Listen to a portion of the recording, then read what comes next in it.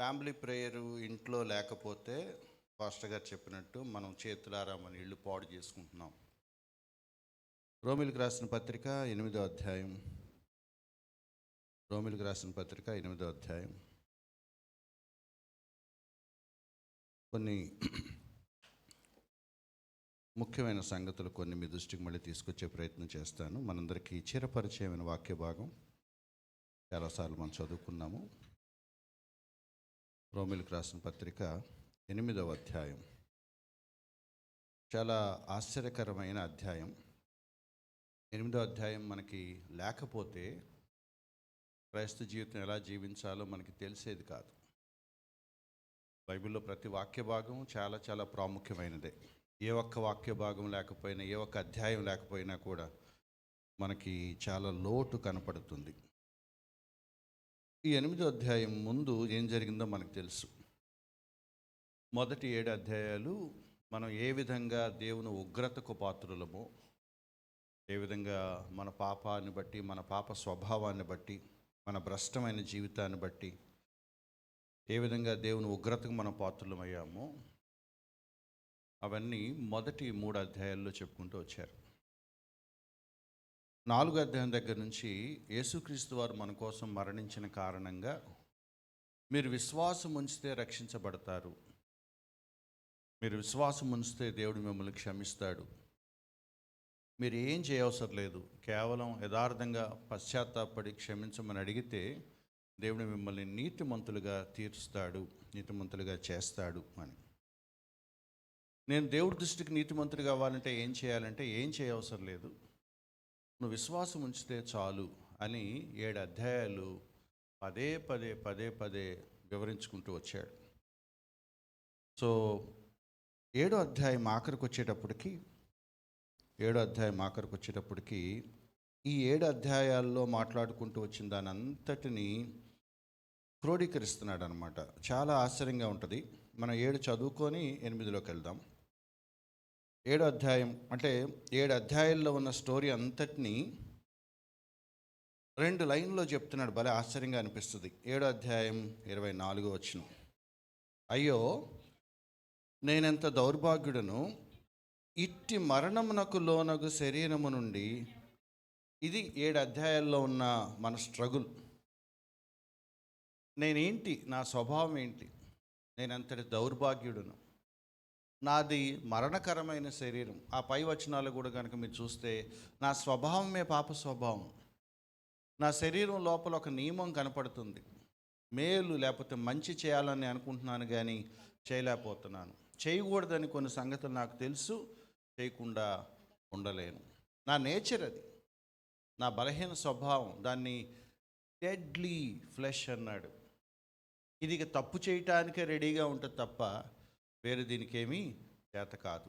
ఇట్టి మరణకరమైన శరీరము నుండి నన్ను ఎవరు విడిపిస్తారు అన్నాడు. మరణమునకు లోనగు శరీరము నుండి. ఆన్సర్ ఏంటంట? 25వ వచనం ఆన్సర్ చెప్తున్నాడు. ఏంటి ఆన్సర్ అంటే, థ్యాంక్ గాడ్, యేసుక్రీస్తు వారి ద్వారా దేవునికి కృతజ్ఞతాస్తుతులు చెల్లించుచున్నాను. ఏంటి ఆన్సర్ అంటే యేసుక్రీస్తు వారు అన్నమాట. ఇట్టి మరణములకు లోనయ్యే శరీరం నుంచి విడిపించేది ఎవరు అంటే యేసుక్రీస్తు వారు. ఆయనే గనక లేకపోతే నాకు జవాబు ఉండేది కాదు, నాకు పరిష్కారం ఉండేది కాదు. ఆయన ఏం చేస్తున్నాడంటే దైవ నియమాన్ని మనసులో పెట్టాడు. శరీర విషయంలో ఉన్న పాప నియమాన్ని ఉంది. ఈ రెండింటిని ఎలా హ్యాండిల్ చేయాలో ఆయన నాకు నేర్పిస్తున్నాడు.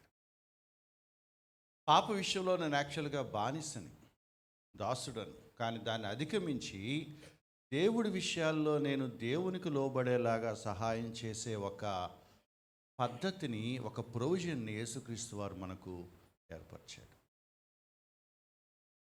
మీకు అర్థమవుతుందని చెప్పేది. పాపంకి దాసులం.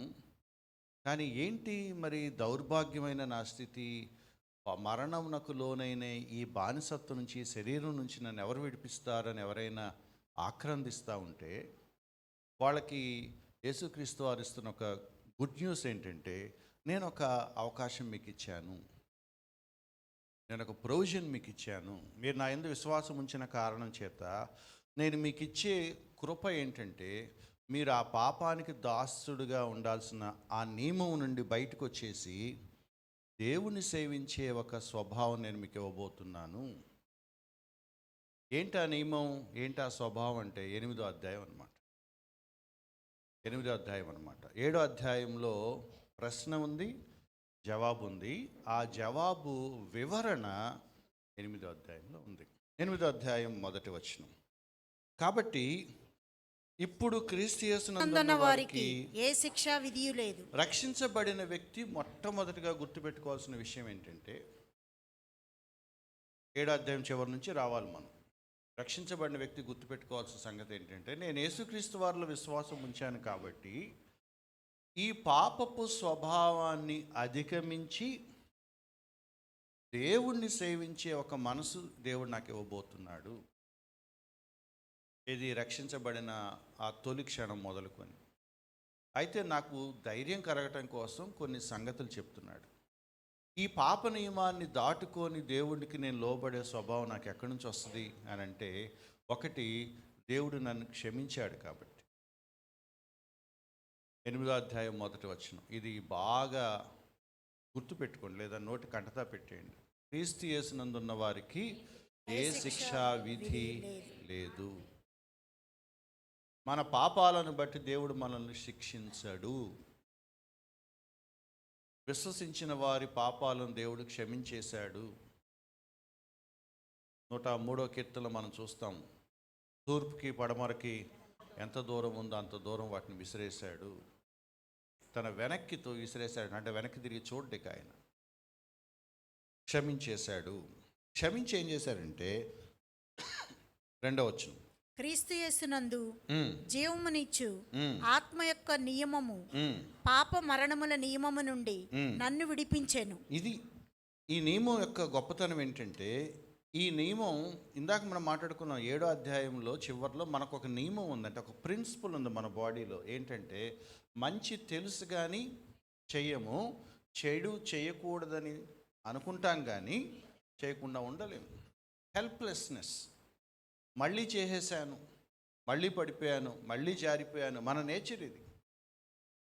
కానీ ఇప్పుడు ఏమంటున్నాడంటే, నువ్వు దేవుణ్ణి నమ్ముకోగానే నీ లోపల ఆయన ఒక నూతన నియమం ఒకటి పెడుతున్నాడు.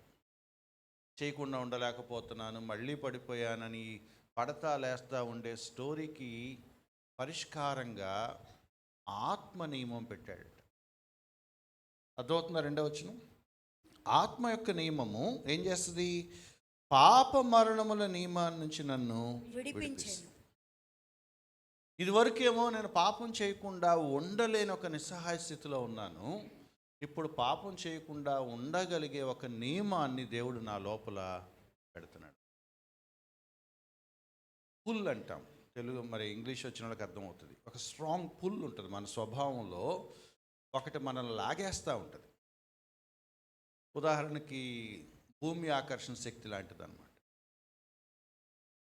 ఒక వస్తువు ఇలా పట్టుకొని వదిలేసాం అనుకోండి, ఏమవుతుంది? వెళ్ళిపోద్ది, అది ఇక లాగేస్తుంది అంతే. మన జీవితం కూడా అంతే. పాపం మనల్ని లాగుతూ ఉంటుంది, లాగుతూ ఉంటుంది, లాగుతూ ఉంటుంది. ఒక ఆయన ఏమన్నాడంటే, ఈ వస్తువు కింద వదిలితే వెళ్ళిపోద్ది, లాగేస్తూ ఉంటుంది. దేవుడట ఒక ఆత్మ నియమాన్ని పెట్టాడట. ఇప్పుడు ఇది ఎందుకు పడట్లేదు అంటే, ఒక చెయ్యి దాన్ని ఆపుతుంది. లాగుతుందా? లాగుతుందా? లాగుతుంది. పడుతుందా? పడట్లేదు. ఈ ఆత్మ నియమం అట ఈ పాప నియమానికి అడ్డుగా నిలబడి నిన్ను అటు లాగివేయబడకుండా ఆపుతుంది. రక్షించబడిన ప్రతి విశ్వాసికి దేవుడిచ్చిన కృప ఏంటంటే, నీ లోపల ఇదివరకు పాప మరణ నియమం ఒకటి పనిచేస్తుంది, ఇప్పుడు నేను ఇంకో నియమం కూడా పెడుతున్నాను. ఏంటది? ఆత్మని. ఆత్మనియమం అంటే అర్థం ఏంటి? పరిశుద్ధాత్ముడు చేసే ఒక క్రియ. మీ లోపల నేను పరిశుద్ధాత్మను ఉంచుతున్నాను. పరిశుద్ధాత్మను విడిగా పొందాల్సిన అవసరం లేదు. రక్షించబడ్డాక మళ్ళీ దానికోసం ఎదురు చూసి సగం అయింది ఇది మళ్ళీ ఆ సగం ఎప్పుడో వద్దో అది లేదు. రక్షించబడిన మరుక్షణమే నీ హృదయంలో ఎవరుంటారు? పరిశుద్ధాత్మ. ఆ ఆత్మ నియమం పని చేస్తూ ఉంటుంది. అది నిన్ను పాపం వైపు, మరణకరమైన పనుల వైపు వెళ్లకుండా ఆపటానికి, సహాయం చేయటానికి నీకు అందుబాటులో ఉంటుంది. నువ్వే ఎంచుకోవాలి. నాకు ఆత్మ సహాయం కావాలా, శరీర కోరికలు కావాలా, నువ్వే ఎంచుకోవాలి. నాకు అది కావాలనిపిస్తుందంటే ఆయన ఏం చేస్తాడు? సరే సావు అంటాడు. నాకు వద్దు ప్రభా, నాకు చేయాలనిపించట్లేదంటే ఓకే నేను నీకు సహాయం చేస్తానంట. ఆత్మ నియమము మన లోపల దేవుడు పెట్టాడా లేదా? 2వ వచనం మనకి కనపడుతుంది. అయితే మనం అన్నీ చదవద్దు, మనం అన్నీ చదివితే సమయం చాలదు కాబట్టి కొన్ని వచనాలు మనం చూద్దాం. 9వ వచనం. మీలో దేవుని ఆత్మ మీలో నివసించిన ఎడల మీరు ఆత్మ స్వభావం గలవారే గాని శరీర స్వభావం గలవారు కారు. ఇప్పుడు పై ఉన్న 8 వచనాలు మనం ఎందుకు దాటుకొని వచ్చామంటే మనకు తెలిసిందే. ఏంటి? ఎవరికన్నా మిస్ అవుతున్నాం అని అనుకుంటే నేను ఒక్క వచనం చదువుతాను, మీకు ఈజీగా ఉంటుంది కాబట్టి.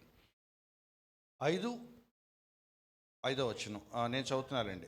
4 చివర్లో చూడండి, 3, 4 కలిసి ఉన్నాయి. 4 చివర్లో ఏముందంటే, పాప పరిహారం నిమిత్తం దేవుడు తన సొంత కుమారుని పంపించాడు, పాపాన్ని శిక్షించాడు. కాబట్టి మొదటి వచనం మనకు శిక్షా విధి లేదు. 5లో ఏముంది? ఒక రూల్ ఉంది. శరీరానుసారులు ఏం చేస్తారు? శరీర విషయాల మీద మనసు పెడతారు. ఆత్మానుసారులు ఆత్మ విషయాల మీద మనసు పెడతారు. ఇప్పుడు నేను దేవుడి మీద ఆసక్తి చూపించాలంటే నా లోపల ఏముండాలి? ఆత్మ ఉండాలి. నాకు ఆ ఇంట్రెస్ట్ లేదు అంటే అర్థం ఏంటి? నేను దేవుడిని నమ్ముకోలేదు. కాబట్టి కరాఖండిగా తేల్చి చెప్తున్నాడు, అయితే మీరు ప్రభువుని అంగీకరించి ఉండాలి, లేదా మీరు లేదు. చాలాసార్లు నేను దేవుడిని నమ్ముకున్నాను అనుకుంటారు, కానీ వాళ్ళు నమ్ముకున్నారు లేదో వాళ్ళకు కూడా తెలియదు. అనుకుంటారంతే. కొంతమంది భ్రమపడతారు, కొంతమంది నమ్ముకొని కూడా డౌట్ పడుతూ ఉంటారు. నిజంగా నమ్ముకుంటారు కానీ డౌట్ వస్తూ ఉంటుంది వాళ్ళకి. అందుకని చెప్తున్నాడు ఒక గీత ఏంటంటే, మీ మనసు దేని మీద ఉంది, మీ ఇష్టం ఎటువైపు ఉంది, మీ మనసు ఎటువైపు లాగుతుంది. ఆత్మానుసారులు వేటి మీద మనసు పెడతారు, శరీరానుసారులు వేటి మీద మనసు పెడతారు. ఆ ఇంట్రెస్ట్ బట్టి చెప్పొచ్చట. అయితే ఇందా మనం చదువుకున్న 9వ వచనం, దేవుని ఆత్మ నిజంగా మీలో నివసిస్తే మీరు ఆత్మ స్వభావం గలవారు. ఇప్పుడు ఆత్మానుసారులు అంటే 100% పవిత్రంగా అయిపోయిన వాళ్ళని ఆత్మానుసారులు అంటలా. నువ్వు దేవుడు నమ్ముకున్నావా, పరిశుద్ధాత్మ నీలో ఉన్నాడా, ఓకే నువ్వు ఆత్మానుసారివే. ఇక నీ ఎదుగుదల, నీ స్థాయి, నువ్వు ఎదుగుతున్న కొద్దీ, సంవత్సరాలు గడుస్తున్న కొద్దీ వస్తూ ఉంటుంది. మనం రాత్రికి రాత్రే పరిశుద్ధతలో 100% ఎదగట్లేదు. నేను ఆత్మానుసారిని, లేకపోతే నేను ఆత్మచేత నడిపింపబడే వ్యక్తిని అంటే 100% పరిశుద్ధుని అయిపోయానని పెద్ద మాట నేను వాడట్లా. కానీ నా లోపల పరిశుద్ధాత్మ వచ్చాడు, నా లోపల నివసిస్తున్నాడు. నివసిస్తున్నాడంటే అర్థం ఏంటి? నివసిస్తున్నాడంటే అర్థం ఏంటి? అక్కడే ఉంటాడు. మీ లోపల పరిశుద్ధాత్మ ఉండని టైం ఏమైనా ఉంటుందా? ఎప్పుడూ ఉంటాడు. యేసుక్రీస్తు వారు అన్నారు కదా యోహాను సువార్తలో 14లో, నేను వెళ్ళి ఆదరణకర్తను పంపిస్తాను, ఆయన వచ్చి ఎల్లప్పుడూ మీతోనే ఉంటాడు, మీలోనే ఉంటాడు. In you, with you. కాబట్టి లోపల ఉండి మనకి నిరంతరం సహాయం చేస్తూ ఉంటాడు. ప్రతి విశ్వాసికి దేవుడిచ్చిన గొప్ప కృప ఏంటంటే తన పరిశుద్ధాత్మని ఇవ్వటం, తన పరిశుద్ధాత్మను నీ హృదయంలో పెట్టడం. కాబట్టి మీరు లోపల పరిశుద్ధాత్మ ఉన్నప్పుడు ఆటోమేటిక్గా మీలో ఎంతో కొంత మార్పు ప్రస్ఫుటంగా కనపడుతుంది. దేవుడు నమ్ముకున్నాక రవ్వంతా కూడా మార్పు కనపడలేదంటే అర్థం ఏంటి? దేవుడు లోపల ఉన్నాడా లేడా లెక్క ఉంది. అందుకు ఈ మాట చెప్తున్నాడు, దేవుని ఆత్మ మీలో నివసిస్తుంటే మీరు ఆత్మ స్వభావం కలవారు. ఎవడైనను క్రీస్తు ఆత్మ లేనివాడైతే వాడు ఆయన వాడు కాదు. రెండే మాటలు. If you are a believer you have the Holy Spirit. పరిశుద్ధాత్మ కలిగి ఉండాల్సిందే. నువ్వు నిజంగా విశ్వాసమైతే, నువ్వు నిజంగా రక్షించబడినట్లయితే క్రీస్తు ఆత్మ నీలో ఉంటాడు. ప్రతి విశ్వాసి పరిశుద్ధాత్మను కలిగి ఉంటాడు. దానికోసం మళ్ళీ విడిగా ఎదురు చూడాల్సిన అవసరం లేదు. నారంటాడు వాడు వచ్చి నెత్తిమి చేయి పెట్టగానే మీకు రాదు. అవన్నీ మోసం. రక్షించబడిన ప్రతి వ్యక్తి హృదయంలో పరిశుద్ధాత్మ నివసిస్తున్నాడు. ఇప్పుడు కొత్తగా ఎవరో తీసుకొచ్చి నాకు ఇవ్వరు. ఆడెవడు ఇవ్వటానికి? పరిశుద్ధాత్మ ఇచ్చేది ఎవరండి? దేవుడు. విశ్వసించిన వ్యక్తికి ఆ పాప నియమం నుండి అతను విడిపించడం కోసం నీకు ఒక సోర్స్ లాగా ఇస్తున్నాడు ఆయన. ఏం వరి అవ్వద్దు, ఇక్కడి నుంచి నేను చూసుకుంటాను ఈ జీవితాన్ని పరిశుద్ధాత్మ నీ హృదయంలో పెడితే ఎవరో వచ్చి నీ కోసం అడావుడి చేయాల్సిన అవసరం లేదు. కాబట్టి నాలో క్రీస్తు ఆత్మ ఉంటే నేను విశ్వాసం, లేకపోతే లేదు. లేదా తిరగేసి చెప్తే నేను రక్షించబడితే నా లోపల ఎవరు ఉంటారు? పరిశుద్ధాత్మ. పరిశుద్ధాత్మ నా లోపల ఉంటే నా జీవితంలో ఆ మార్పు ఆటోమేటిక్గా కనపడుతుంది. సో ప్రతి విశ్వాస లోపల పరిశుద్ధాత్మ ఉన్నాడు. 15వ వచనం. అనగా మరలా భయపడుట. ఇది కూడా చూద్దామా? 13వ వచనం. మీరు శరీరానుసారముగా ప్రవర్తించిన ఎడల చావవలసిన వారే ఇందురు కానీ ఆత్మచేత శరీర క్రియలను చంపిన ఎడల జీవించెదరు. 12 కూడా చూస్తారా? కాబట్టి సహోదరులారా, శరీరానుసారముగా ప్రవర్తించుటకు మనము శరీరమునకు రుణస్థులము కాము. ఈ మాట అర్థం చేసుకోండి, అప్పుడు 13 మీకు అర్థం అవుతుంది. ఒకటి శరీరానికి మనం రుణస్థులము కాము అంటే ఏంటి? 7వ అధ్యాయం చివరిలో నేను ఉండాల్సినట్టుగా ఉండలేకపోతున్నాను, చేయలేకపోతున్నాను, నా వల్ల అవ్వట్లేదు, అయ్యో నేనంత దౌర్భాగ్యుడను, మరణమునకు లోనైన ఈ శరీరం నా మాట వినట్లేదు అనే ఒక ఏడుపు ఉందే, అది ఇప్పుడు ఉండదు. ఎందుకు ఉండదంటే ఆ నియమాన్ని బీట్అవుట్ చేసే ఇంకొక నియమం దేవుడు మన లోపల పెట్టాడు. కాబట్టి ఇప్పుడు మనం శరీరానికి రుణస్థులం కాదు. అంటే అర్థం ఏంటంటే నువ్వు నిజంగా ఆత్మ నియమానికి గనక నువ్వు మనసు పెట్టి లోబడితే శరీరాన్ని జయించటం సాధ్యమే. అప్పుడు దాని కింద వచనం 13. మీరు శరీరానుసారముగా ప్రవర్తించిన మీరు శరీరానుసారంగా ప్రవర్తించాలనుకుంటే అటు వెళ్తారు. ఆత్మ చేత గనక ప్రవర్తించాలనుకుంటే శారీరక క్రియలను చంపుతారు. శరీరానుసారంగా నడుచుకుంటే మీరు అటే ఉంటుంది. నేను ఆత్మానుసారంగా నడుచుకోవాలని గనక మీరు తీర్మానించుకుంటా ఉంటే శరీర క్రియలను మీరు ఆటోమేటిక్గా జయిస్తారు. ఇదివరకు శరీర క్రియలు చేయకుండా ఉండలేము. ఇప్పుడు ఆత్మానుసారమైన మనసు కలిగి ఇటువైపు దృష్టి పెట్టడం ద్వారా శరీర క్రియలు చేయకుండా ఉండగలము. ఇప్పుడు చెప్పండి, why do we need Holy spirit?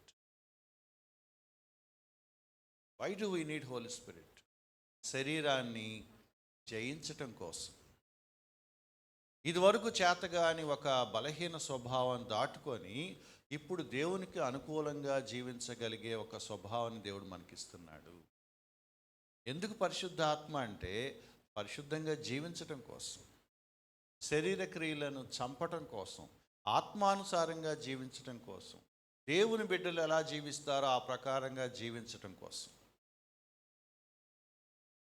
అంతేగాని కిందపడి గిలగల కొట్టుకోవటానికి కాదు. ఎంత అర్ధరహితం చూడండి. కిందపడి గిలగల కొట్టుకుంటే ఏమొస్తుంది? మీకు ఏం రాదు, కింద మట్టి అంటుంది అంతే. పరిశుద్ధాత్మ దేనికండి? కిందపడి గిలగలు కొట్టుకుంటాక. పరిశుద్ధాత్మ నీ జీవితానికి సరిపడిన ఒక పరిశుద్ధమైన జీవితాన్ని ఇవ్వటం కోసం అనుగ్రహించబడ్డాడు.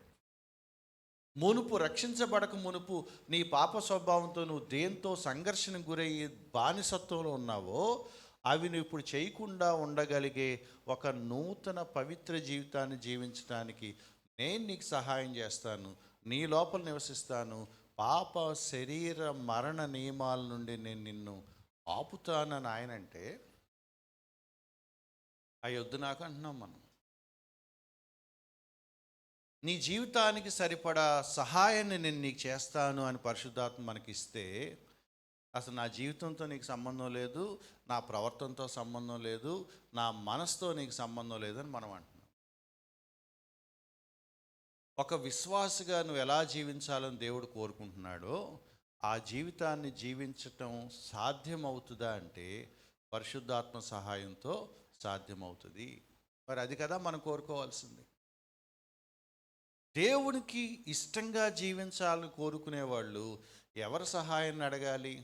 పరిశుద్ధాత్మ సహాయాన్ని అడగాలి. నాకెందుకు పరిశుద్ధాత్మ అవసరం అంటే ఆత్మానుసారమైన జీవితాన్ని జీవించడం కోసం పరిశుద్ధాత్మ నాకు అవసరం అవుతున్నాడు. కాబట్టి శరీర క్రియలను అధిగమించాలంటే ఏం చేయాలి?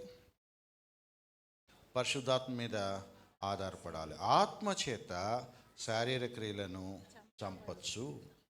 15వ వచనంలో ఇంకో మాట చెప్తున్నాడు. ఏలయనగా మరలా భయపడుటకు మీరు దాస్యపు ఆత్మను పొందలేదు గాని దత్తపుత్రాత్మను పొందితిరి. ఇక్కడ ఏం ఒక ప్రాముఖ్యమైన సత్యం చెప్తున్నాడు. ఇది బాగా అర్థం చేసుకోండి.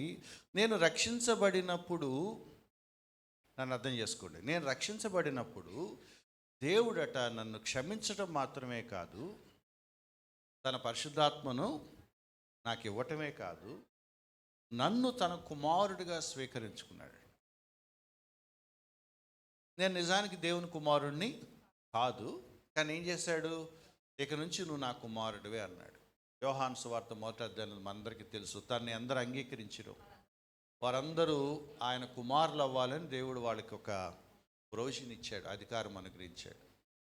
నేను విశ్వాసం ఉంచినప్పుడు దేవుడు నన్ను ఏమని పిలుస్తున్నాడంటే తన కుమారుడు, తన కుమార్తెగా పిలుస్తున్నాడు. బైబిల్ దీన్ని ఏమంటుందంటే దత్తత తీసుకోవటం అంటుంది, అడాప్షన్ అంటున్నాం. అంటే నేను స్వతహాగా దేవుని బిడ్డను కాదు, కానీ దేవుడు నన్ను రక్షించిన కారణం చేత నన్ను దత్తత తీసుకుంటున్నాను. స్వభావ సిద్ధంగా నేను దేవుని బిడ్డను కాదు, కానీ దత్తత తీసుకోవటం వల్ల నేను ఇప్పుడు దేవుని కుమారునయ్యా, దేవుని బిడ్డనయ్యాను, దేవుని పిల్లలమయ్యాము. ఈ దత్తత తీసుకునే క్రమంలో ఎవరు యాక్టివ్ రోల్ ప్లే చేశారంటే పరిశుద్ధాత్మ. ఆయన మళ్ళీ దత్తత తీసుకున్నాడని నాకు ఎలా తెలుస్తుంది అంటే తన పరిశుద్ధాత్మ నాకు ఇచ్చాడు కాబట్టి. తన ఆత్మ నాకు ఇవ్వలేదు అనుకోండి, అర్థం ఏంటి? ఆయన నన్ను అంగీకరించలేదని. తన ఆత్మ నాకు ఇచ్చాడంటే అర్థం ఏంటి? అంగీకరించాడని.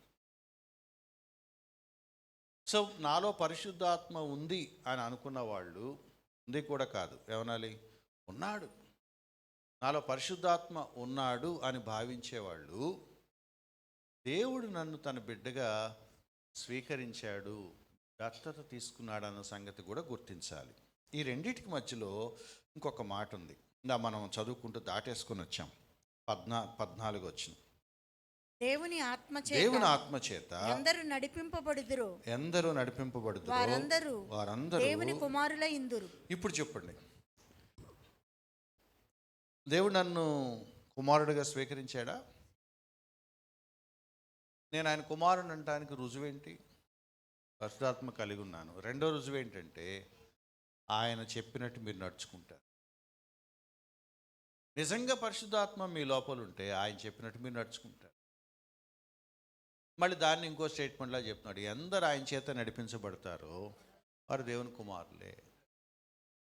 అంటే దేవుని బిడ్డలు కాని వారికి పరిశుద్ధాత్మ ఉండడు, పరిశుద్ధాత్మ వారిని నడిపించడు. పరిశుద్ధాత్మ కేవలం దేవుని యందు విశ్వాసం ఉంచి ఆయన బిడ్డలుగా మారిన వారికి మాత్రమే దేవుడిచ్చిన వరం. వేరే అవిశ్వాసులకు ఎందుకు ఉంటాడు పరిశుద్ధాత్మ? మాకు దానికి అర్థమేముంది? ప్రతి విశ్వాసికి దేవుడిచ్చే కృప అన్నమాట. సో ఎప్పుడైతే పరిశుద్ధాత్మ, మీకు అర్థమవుతుంది అనుకుంటున్నాను సంగతులు, పరిశుద్ధాత్మ ఎప్పుడైతే నాలో ఉంటాడో నేను పాప నియమానికి అధిగమించి జీవించడానికి అవకాశం ఉంది. దేవుని కుమారుణ్ణి అని నాకు నిశ్చయత కలుగుతుంది. ఆటోమేటిక్గా నేను ఆత్మానుసారంగా జీవిస్తూ ఉంటాను. ఇంకో మాట కూడా అన్నాడు కింద వచనంలో, 15వ వచనం. ఎలయనగా మరలా భయపడ 16 చదువుదాము. మనము దేవుని పిల్లలమని ఆత్మ తానే మనకి ఎప్పుడైనా డౌట్ వస్తూ ఉంటే, ఏమని, నిజంగా నేను రక్షించబడ్డానా, నిజంగా దేవుడు నన్ను క్షమించాడా అని కొంతమంది డౌట్ వస్తూ ఉంటుంది. అటువంటి వాళ్ళకట పరిశుద్ధాత్మ సహాయం చేస్తూ ఉంటాడు. అసలు నీకు డౌట్ ఎందుకు వస్తుందా బాబు అని చెప్తా ఉంటాడు. ఆత్మ తానే మన ఆత్మతో కూడా సాక్ష్యం ఇచ్చుచున్నాడు. ఏమని సాక్ష్యం ఇస్తూ ఉంటాడు? మనం ఆయన పిల్లలను సాక్ష్యం ఇస్తూ ఉంటాడు. నీకు అష్యూరెన్స్ ఇస్తూ ఉంటాడు. నువ్వు నిజంగా రక్షించబడిన వ్యక్తివైతే పరిశుద్ధాత్మ నీ సందేహాలన్నీ క్లియర్ చేస్తూ ఉంటాడు.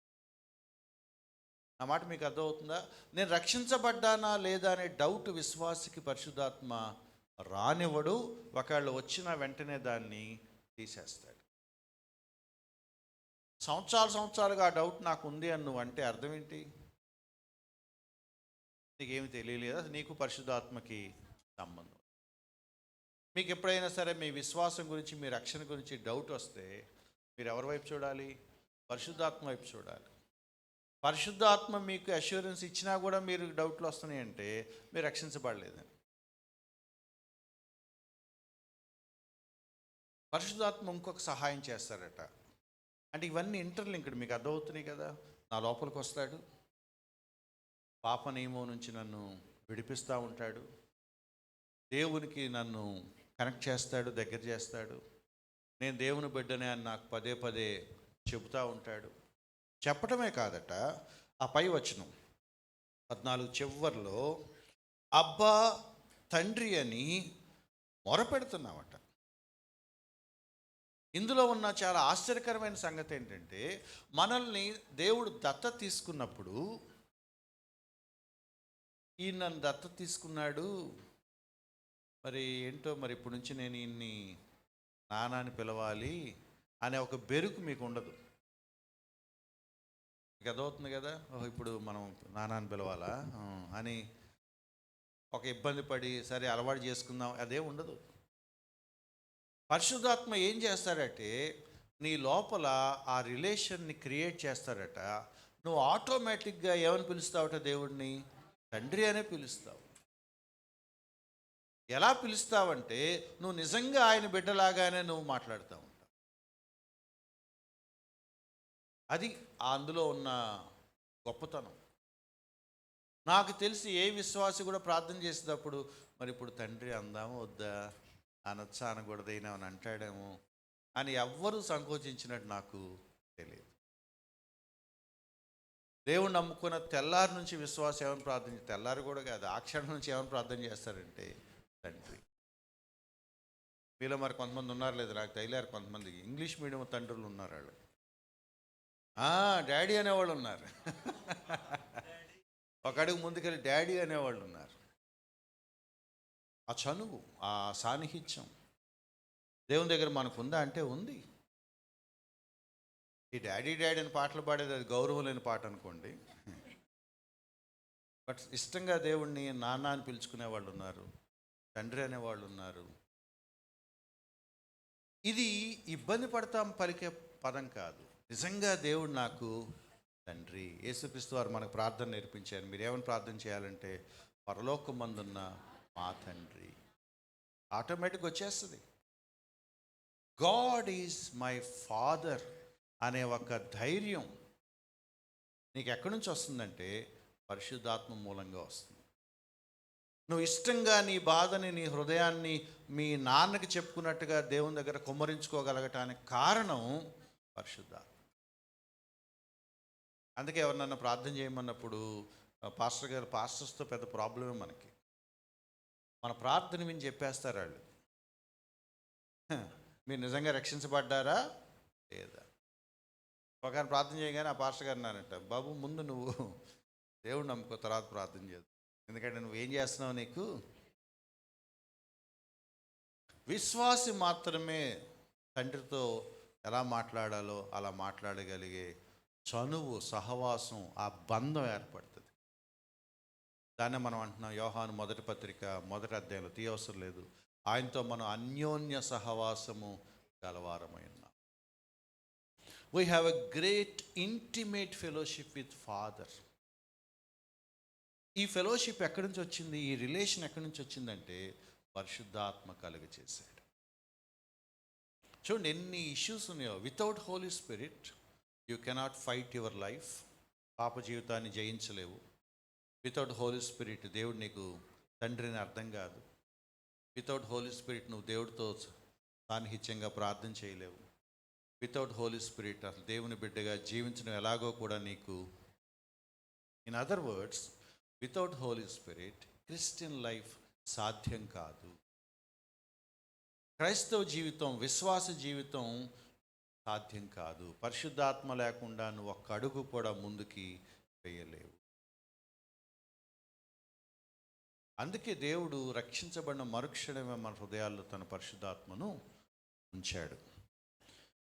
ఇంకొక అడుగు ముందుకెళ్తే 26వ వచనం, అటువలే 26వ వచనం, ఆత్మయు అటువలే ఆత్మయు ఆత్మ మన మన బలహీనతను చూచి సహాయం చేయుచున్నాడు. ఏలయనగా ఏలయనగా మనము యుక్తముగా ఎలాగు ప్రార్థన చేయవలెను మనకు తెలియదు గాని ఉచ్చరింప సఖ్యము మూలుగులతో ఆత్మ తానే మన పక్షముగా విజ్ఞాపనము చేయుచున్నాడు. 27 కూడా, మరియు హృదయములను పరిశోధించువాడు ఆత్మ యొక్క మనస్సు ఏదో ఎరుగును. ఏలయనగా ఆయన దేవుని చిత్త ప్రకారము పరిశుద్ధుల కొరకు విజ్ఞాపనం చేయుచున్నాడు. ఎంత ధైర్యం కలిగించే మాట అంటే, the Holy Spirit prays for you.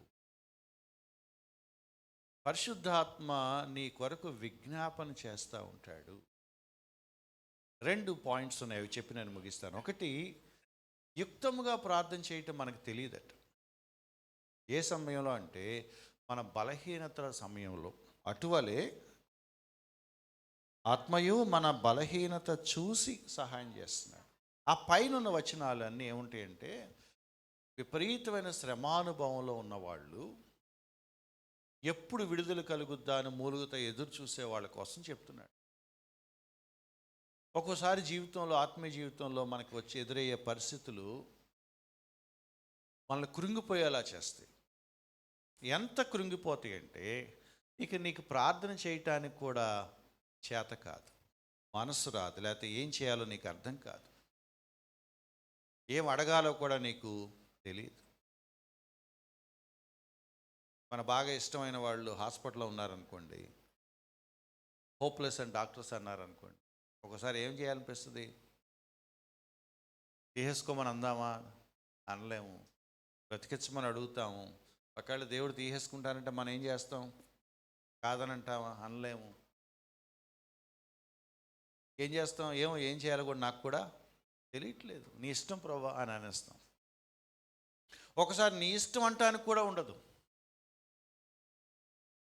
కురింగిపోతాం. ఏమని ప్రార్థన చేయాలో కూడా మనకి తెలియదు, అలా బ్లాంక్ అయిపోతాం. దేవుడి మీద దృష్టి పెట్టాలని కూడా మన బుర్ర పని చేయని ఒక కురుంగుదల ఉంటుందట.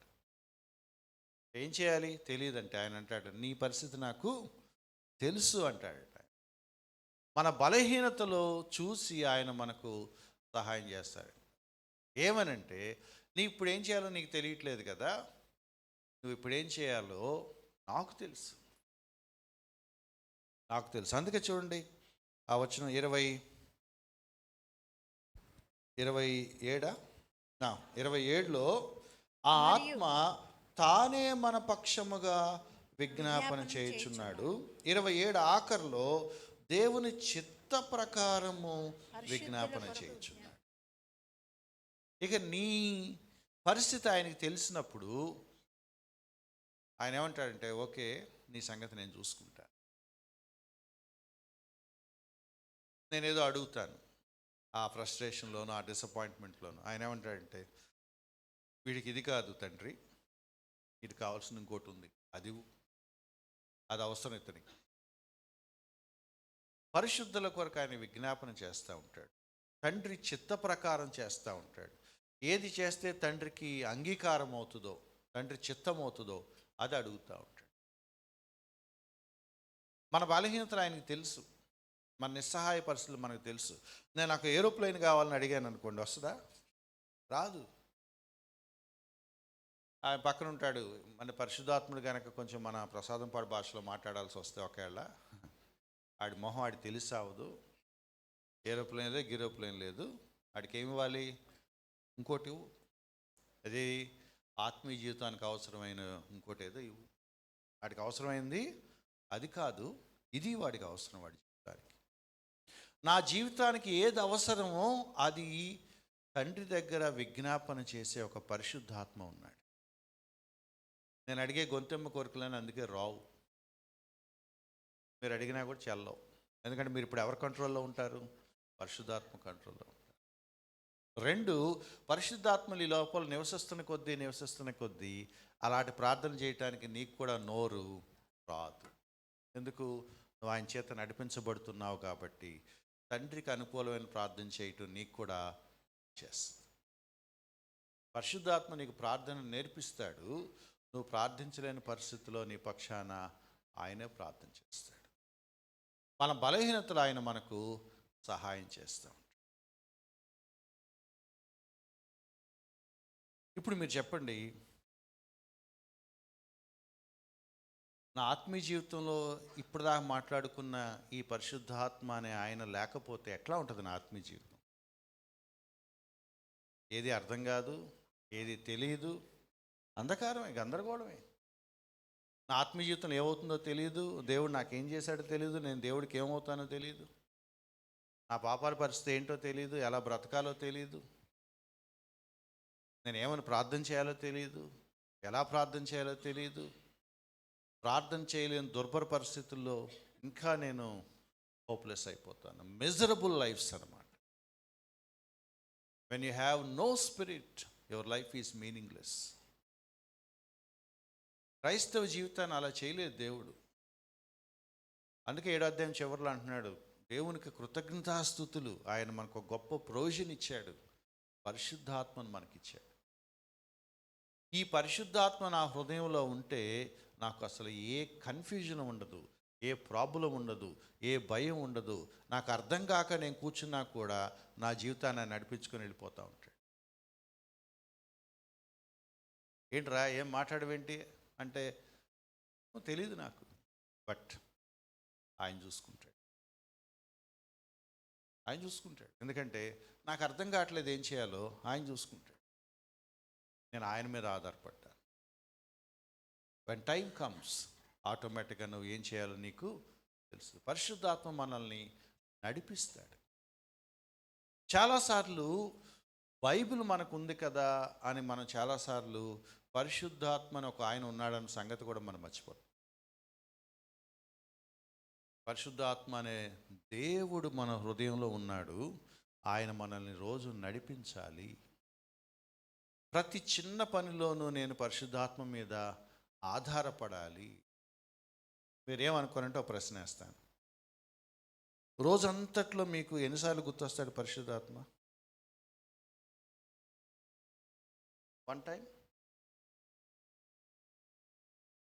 ఎంత ఘోరం మీకది. ఘోరం. పరిశుద్ధాత్మ గురించి మనకు తెలుసు, కానీ రోజు జీవించేటప్పుడు నాకు పరిశుద్ధాత్మ అవసరమని ప్రతి అడుగు పరిశుద్ధాత్మని గుర్తు చేసుకొని పరిశుద్ధాత్మ ఆధారపడటం మనకి తెలియదు. ఒక చిన్న పని మీద బయటికి వెళ్తూ ఉంటారు. ప్రభు నేను వెళ్తున్నాను, పరిశుద్ధాత్మ దేవా నాకు సహాయం చేయి అని ఎప్పుడైనా అడుగుతారా? అది గుర్తురాడు. నేను అంటుంది అది. నిజంగా నా లోపల ఆయన ఉంటే ఆయన మీద ఎంత ఆధారపడచ్చు. నేను మళ్ళీ అడుగుతున్నా, నిజంగా మీ లోపల ఉంటే మీరు ఆయనను అడిగితే సహాయం చేస్తాడా చేయడా? తాళం జేబులో పెట్టుకొని ఎదురు చూడటం, తలుపు ఎప్పుడు తెరుస్తారు అని. చాలామంది జీవితాల్లో ఇదే ప్రాబ్లం. నాకు బాగా అనుభవం, కొన్ని డెస్పరేట్ కండిషన్స్లో ఇప్పుడు నేను ఏం చేయాలి ప్రభా, మరి ఇలా అయితే ఎలా అవుతుంది, ఇలా అయితే ఎలా అవుతుంది, మరి ఎట్లా, నువ్వే నాకు సహాయం చేయాలి. ఒకళ్ళు ఎవరో వస్తానంటారు, వాళ్ళు వస్తే ప్రాబ్లం, నాకు రావద్దని అనలేము. ఏం చేయాలి? అడగటమే. మళ్ళీ వాళ్ళే ఫోన్ చేస్తారు, సురేష్ గారు మాకు ఇవాళ కుదరట్లేదు, మేము తర్వాత అమ్మాయి. దేవుడు హెల్ప్ చేయాలి, దేవుడు హెల్ప్ చేయాలి. సంకటకరమైన పరిస్థితులు, ఇబ్బందికరమైన పరిస్థితులు, విశ్వాసం విషయంలో రాజీ పడదామా, నిలబడదామా అన్నప్పుడు ఎవరి మీద ఆధారపడతాం? దేవుని మీద ఆధారపడతాం.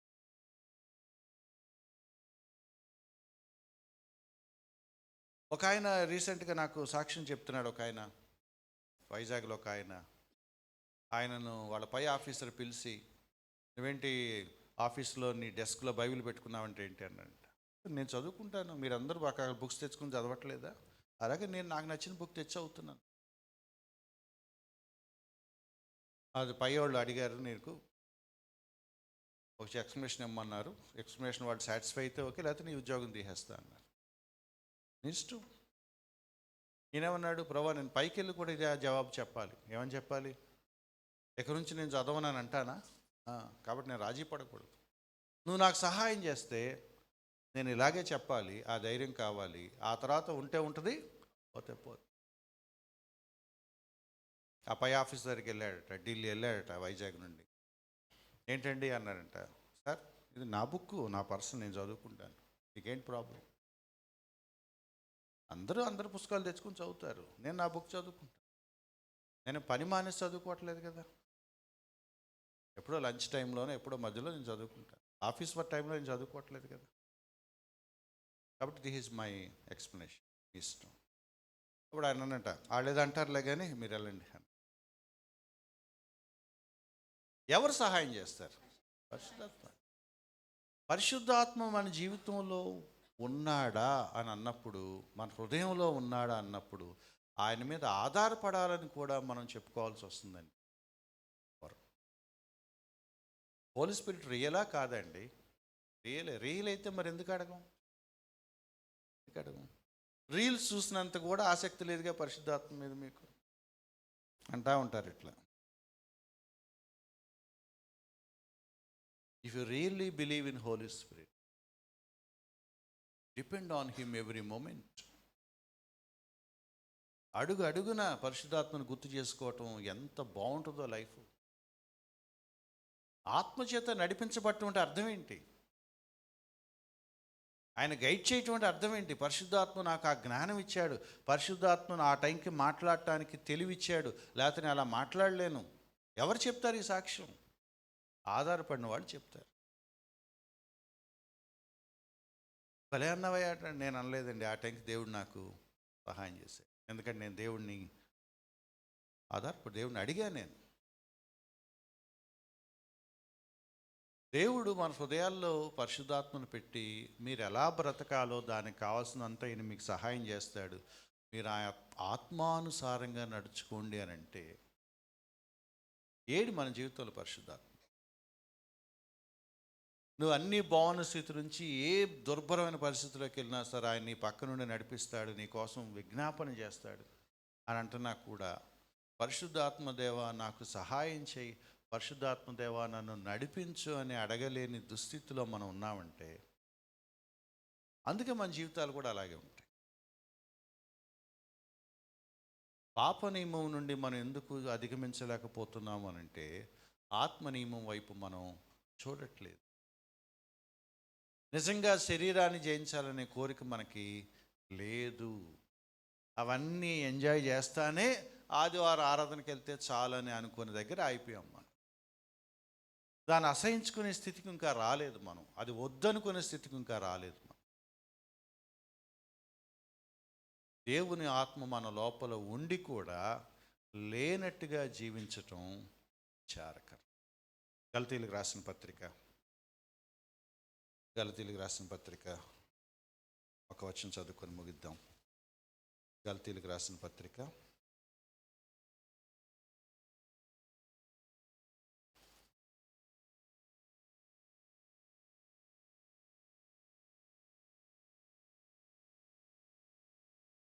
గలతీయులకు రాసిన పత్రిక 5వ అధ్యాయం. గలతీయులకు రాసిన పత్రిక 5వ అధ్యాయం 16, 17. నేను చెప్పున్నదేమనగా, ఆత్మానుసారంగా నడుచుకునడి, అప్పుడు మీరు మీ శరీరేచ్ఛను నెరవేర్చరు. ఈ ఈ ఈ సూత్రం మనం అర్థం చేసుకోవాలి. మీరు నిజంగా శరీరేచ్ఛల్ని జయించాలి అనే దృష్టి మీకుంటే, కోరిక మీకుంటే, మీ దృష్టి దేని మీద పెడతారు? ఆత్మ. ఆత్మానుసారంగా మీరు నడుచుకొనిడి, అప్పుడు మీరు శరీరేచ్ఛను నెరవేర్చరు. ఒకటి. తర్వాత చాలు ఇంకో వచనం, 24వ వచనం. ఇట్టి వాటికి విరోధమైన నియమమేదియు లేదు. క్రీస్తు యేసు సంబంధులు శరీరమును దాని ఇచ్చలతోనూ దురాశలతోనూ సిలువ వేసి ఉన్నారు. ఎలా సిలువేశారు? ఆత్మానుసారంగా నడుచుకోవటం వల్ల, ఆత్మ నియమం వల్ల. 25, మనము ఆత్మననుసరించి జీవించువారమైతిమా, ఆత్మననుసరించి క్రమముగా నడుచుకొందుము. ఇంకా అంతకంటే ఏం చెప్తాడు? మీరు నిజంగా ఆత్మానుసారంగా జీవించాలి మీరు అనుకుంటున్నారా? ఏం చేయాలి? ఆత్మను అనుసరించి క్రమముగా. ఏ విషయాలు అడగాలి పరిశుద్ధాత్మని?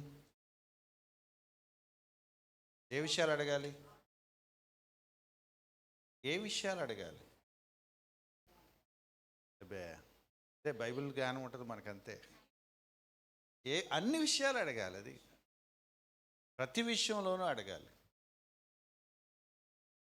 డీమార్ట్కి వెళ్తున్నారు, సహాయం చేయ ప్రభు అని అడగచ్చా? ఇక్కడ కూడా పరిశుద్ధాత్మనా? అక్కడే అవసరం, అక్కడే అవసరం. పనికి మాలిన్యాన్ని కొనకుండా డబ్బులు ఎలా ఉపయోగించాలి, సమయం ఎలా సద్వినియోగం చేసుకోవాలి, మనుషులతో ఎలా మాట్లాడాలి, ఎప్పుడు ఏం చేయాలి, ఎటువంటి పనులు ఎలా చేయాలి, ఏది అవసరం? అన్నీ అవసరమే. మళ్ళీ చెప్తున్నాను, పరిశుద్ధాత్మ అనుదినం మన జీవితంలో ప్రతి దాంట్లో సహాయం చేయకపోతే మన జీవితం దరిద్రంగా ఉంటుంది.